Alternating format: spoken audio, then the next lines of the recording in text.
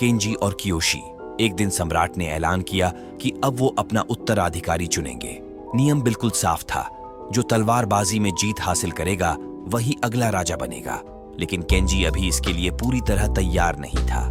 जैसे ही उसने अपनी तलवार मियान में रखी, कियोशी ने मौका देख झट से तलवार खींची और उस पर टूट पड़ा, क्योंकि वो जानता था केंजी मेहनती है, उसे अगर और वक्त मिला तो वो उसे यकीनन मात दे देगा। इसलिए कियोशी ने बिना देर किए हमला किया और केंजी को हरा दिया। इस झड़प में केंजी के चेहरे पर तलवार का एक गहरा जख्म पड़ा, जो उसकी पहचान बन गया। उस दिन उसने महल हमेशा के लिए छोड़ दिया और गुमनामी में अपनी जिंदगी गुजारने लगा। 20 साल बीत गए और एक दिन सम्राट की मृत्यु हो गई। जैसे ही खबर केंजी तक पहुंची, उसी रात उसने अपनी खोई हुई विरासत पर दावा ठोकने के लिए महल पर चुपचाप धावा बोल दिया, बिना किसी की नजर में आए। लेकिन उसे कहां पता था कि एक प्रेडेटर की नजर उस पर पहले से ही टिकी हुई थी।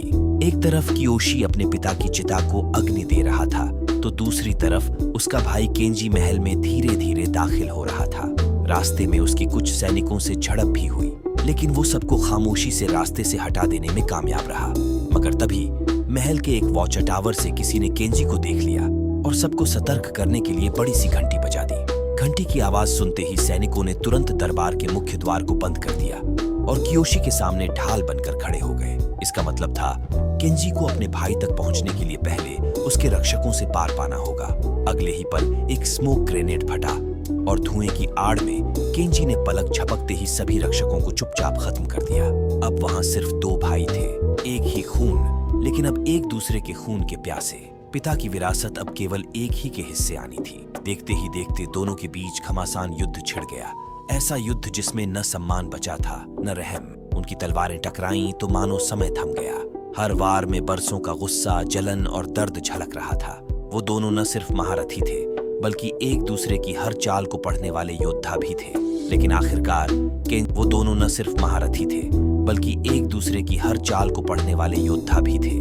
लेकिन आखिरकार केंजी ने कियोशी को परास्त कर दिया और उसके चेहरे पर ठीक वैसा ही कट लगाया जैसा बचपन में कियोशी ने उसे दिया था। मतलब वो कियोशी को जान से मारकर विरासत हासिल नहीं करना चाहता था। लेकिन उसी पल लड़ाई के दौरान दरबार की रेलिंग टूट गई और कियोशी नीचे गिर पड़ा। उसकी मौत ने केंजी को अंदर तक झकझोर दिया। वो एकटक अपने पिता के पोस्टर को देखने लगा।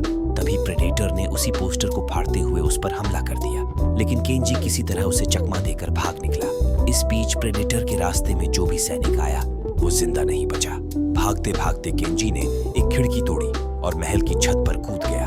फिर छत पर सरकते हुए उसके नीचे लटक कर छिप गया, क्योंकि उसी पल प्रेडेटर भी छत पर आ चुका था। जैसे ही उसने केंजी के करीब कदम रखा, केंजी ने झट से उसके पैरों में चाकू घोंपा और वहां से फुर्ती से भाग निकला। दरअसल बचपन में अपने भाई से शिकस्त खाने के बाद केंजी ने खुद को इस कदर तैयार किया था कि अब वो एक बेहद खतरनाक निंजा बन चुका था। भागकर छत से कूदते हुए उसने प्रेडेटर के सामने स्मोक ग्रेनेड फेंका, जिससे उसका विजन ब्लॉक हो गया। और इसी मौके का फायदा उठाकर केंजी ने उस पर चाकुओं से हमला कर दिया, जिससे प्रेडेटर लहूलुहान हो गया। वहीं केंजी महल के बाहर वाले झील में जा गिरा। झील से बाहर निकलते ही केंजी को हैरानी हुई जब उसे पता चला कि उसका भाई कियोशी जिंदा था।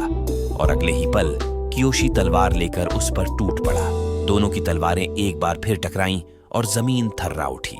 लेकिन तभी इस मुकाबले के बीच अचानक एक प्रेडेटर ने केंजी पर हमला कर दिया।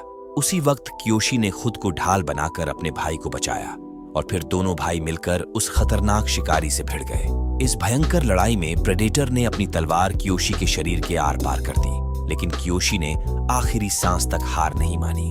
दोनों भाइयों की जुगलबंदी रंग लाई और उन्होंने मिलकर उस प्रेडेटर को खत्म कर दिया। लेकिन ये जीत भारी कीमत पर मिली। कियोशी नहीं बच सका। यहीं से कहानी ने एक और मोड़ लिया। प्रेडेटर्स ने केंजी को बंदी बना लिया और उसे अपने प्लेनेट की जेल में ले गए। वही जेल जहां उर्सा पहले से कैद थी। इससे यह साफ हो गया कि प्रेडेटर्स अलग अलग